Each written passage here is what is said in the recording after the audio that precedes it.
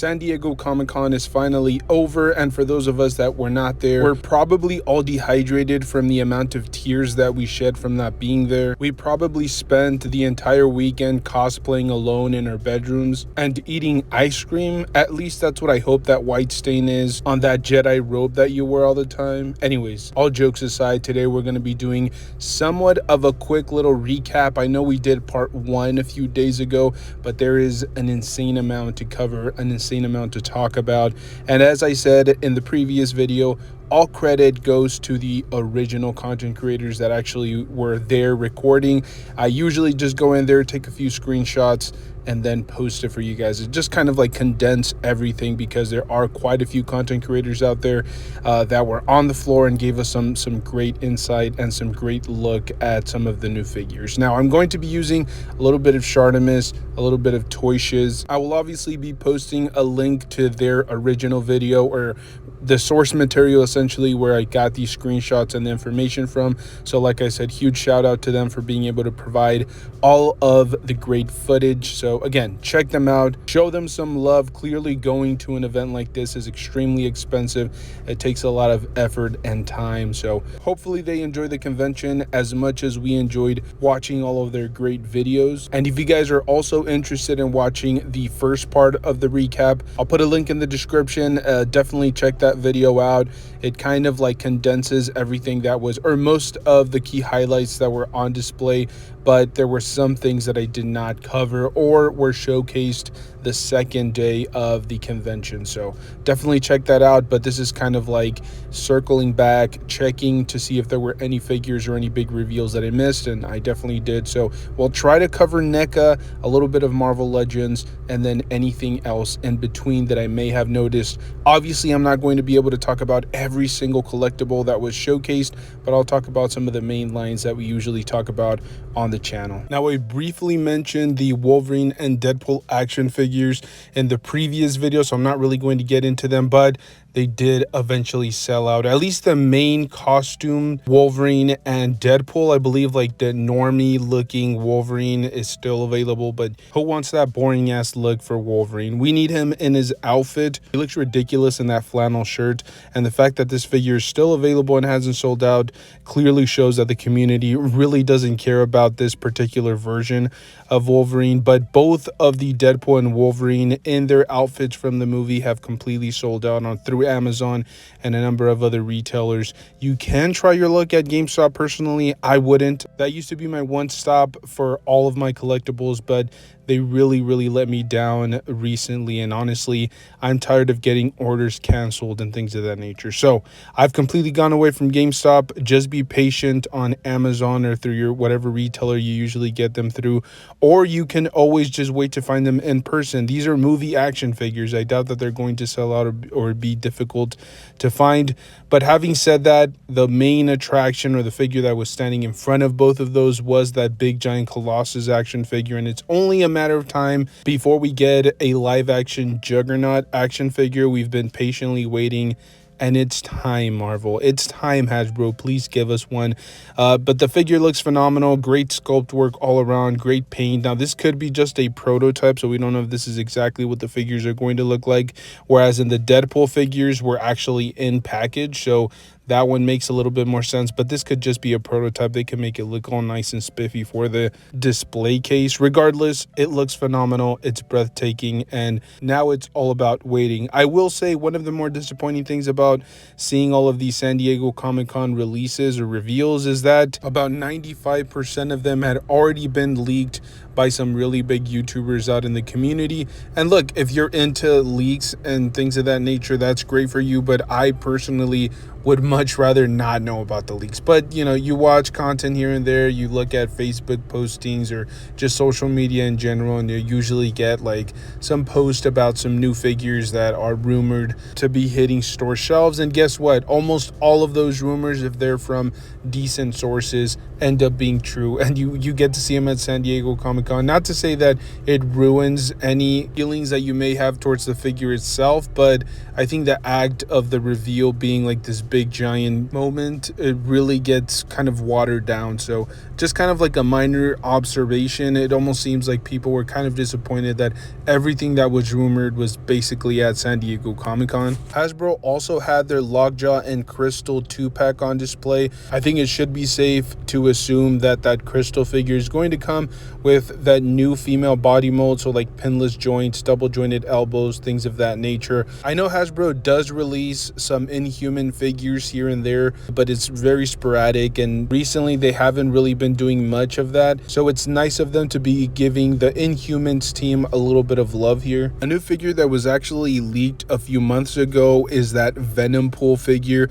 This originally was a Build-A-Figure, but it garnered quite a bit of attention, and then if you wanted to buy him through the third party, I think it reached heights of like 150 to 120, so it was definitely very difficult to find. Not only that, they finally made some long-awaited upgrades to the figure. I'm not 100% sure what it is. I think Shartimus made a point of emphasizing that it could be like the arms or the torso. We just don't have enough information. It's just kind of a quick little glimpse at it, but it will come with some upgrades. They also had a new Punisher on display. He has a very Jim Lee style look to him. Not only that, it appears it will be a new body mold, although I wouldn't be really that surprised if it's reusing some of the tech from the new Marvel Legends Venom. I could be wrong because that particular figure still has pins, and from what I could see from the Punisher, it's pinless, so maybe I'm wrong, but at least that torso piece maybe could be reused. I will say Punisher is always one of those really surprising figures, because even though he's a lesser known character in the Marvel Universe, or at least not as big as like Spider-Man and Iron Man and Captain, it still manages to get quite a few figures. I can't even begin to count how many we've gotten within the last 5 to 6 years. It's not a bad thing, it's just incredibly surprising, because there are other much bigger, much more popular characters that don't get as many action figures, but somehow, some way, Punisher manages to get a few releases every couple of years. We also got a really quick look at the Doctor Strange and Wong 2-pack. It looks great, and I love that effect piece on a stand. It's something that Hasbro doesn't usually do, but it's nice, especially after getting my hands on the Jaded Toy Street Fighter line that consistently uses effect stands. It's kind of something that I'm into nowadays, so if an action figure comes with something like that, you just have a crazy amount of fun posing them. We also got one more look at that Kang the Conqueror Deluxe action figure, which is set to release later in the fall, so definitely keep your eyes on that pre-order window. But honestly, the biggest reveal at San Diego Comic-Con had to be the Dragon Man action figure, and this one was clouded in a lot of mystery because there were people that thought that this was going to be some sort of HasLab project.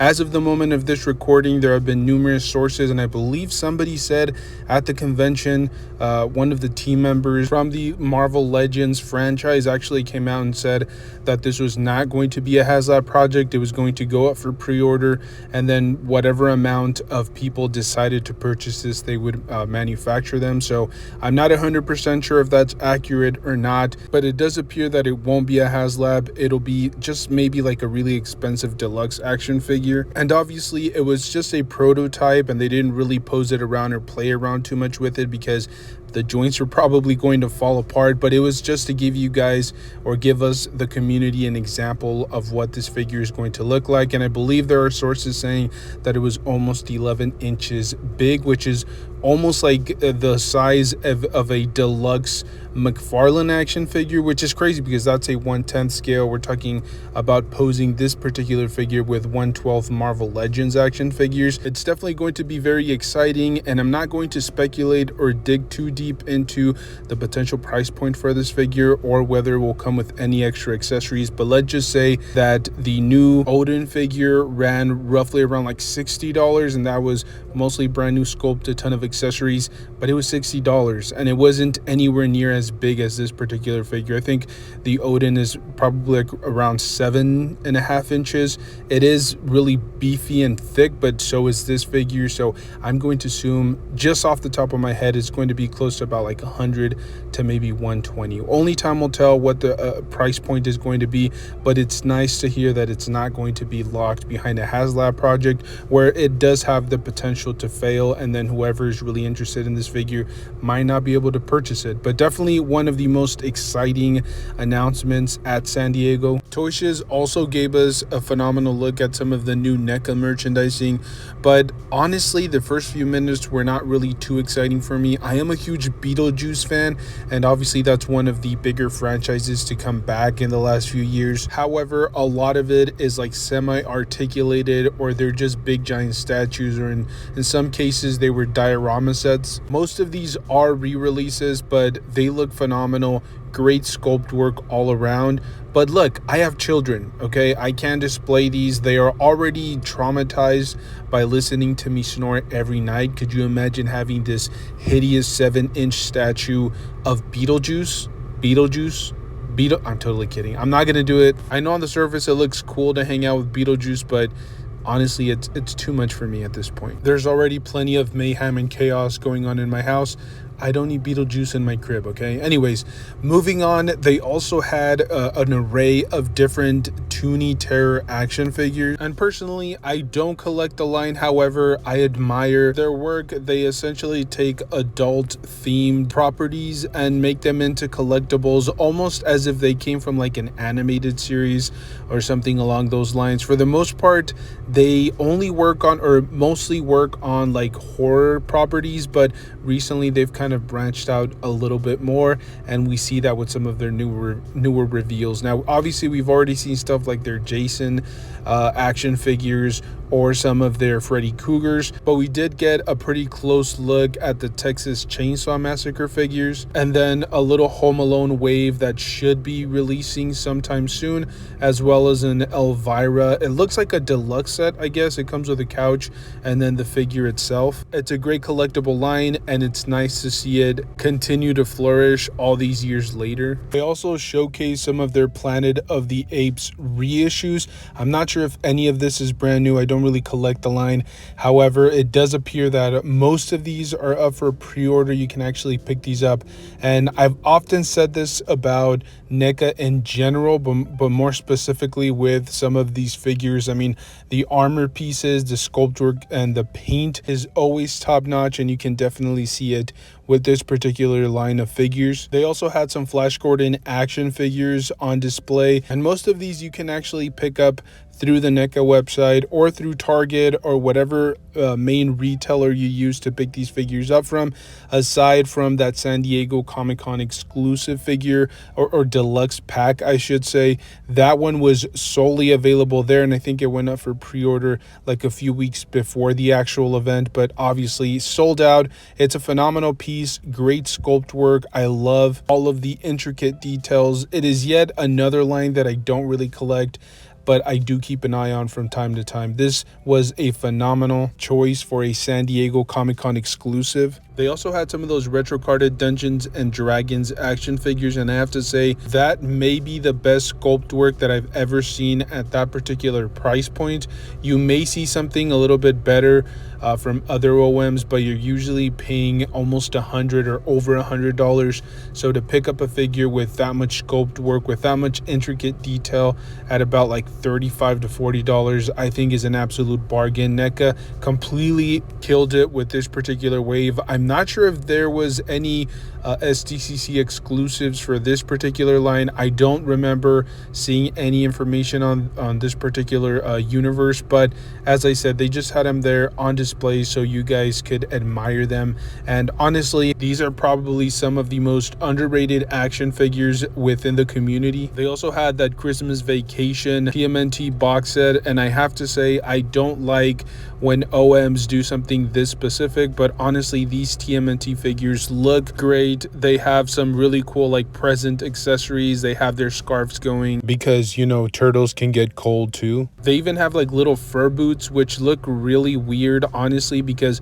usually their feet are like gargantuan. The shoes they're wearing make their feet look extremely small, so I'm not sure if they scale well. But aside from that little weird detail, this particular set looks phenomenal. It's really cool for people that collect TMNT. They have alternate versions of the same Ninja Turtle. Sometimes it may get a little bit old because you may be getting stuff from like a specific animated series and then maybe a comic book series, and it just keeps you really interested while not getting boring and still giving you essentially the same core members over and over. But I really like this box set. They also showed off the Shredder throne, and I hate to repeat myself and sound like a broken tape recorder, but the intricate detail here is just off the charts. The sculpt work, this is going to be a phenomenal display piece.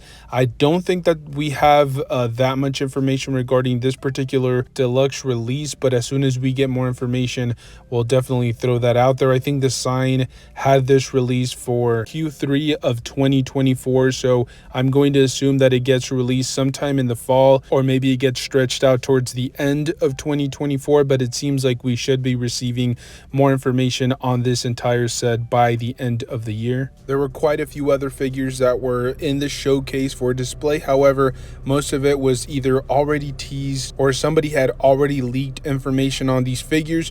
We have, for example, Panda Khan, which looks phenomenal and is supposed to release sometime at the beginning of next year. We have the Eastman Leatherhead action figure as well. Looks great. I love the molding on this figure. You can definitely see that the scales are pretty intricate. They also had Crying Hound, who I believe had already had promotional images and even a pre-order window made available before the show, but we finally got a closer look at it. Looks great. The scaling could be a little bit off. I don't know why I remember this particular character a little bit bigger in the comic books, but I could be wrong. And they also had a few of their Triceraton action figures on display. As I said, most of this stuff we had already seen online or we had heard about through leaks, but it was nice to actually see in the display case, looking absolutely beast. I think the line that, at least in my personal opinion or from what I can see, is making quite a few waves online has to be that Sesame Street line. And honestly, I think this is the right OM to pick up the franchise, just because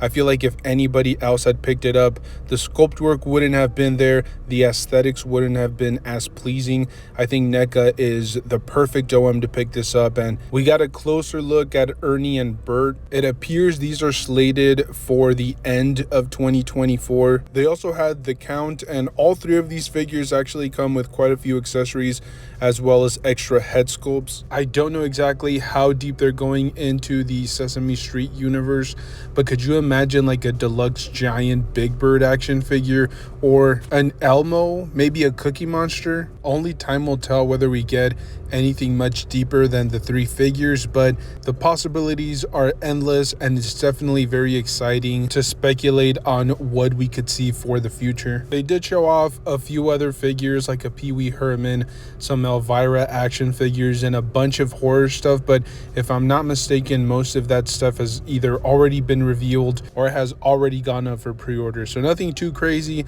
However, I did want to end today's video talking about potentially my favorite OM at the moment, and that is Jada Toys. We did get a closer look at some of those Scooby-Doo action figures. It's yet another one of those lines that I'm very interested to see how deep they take.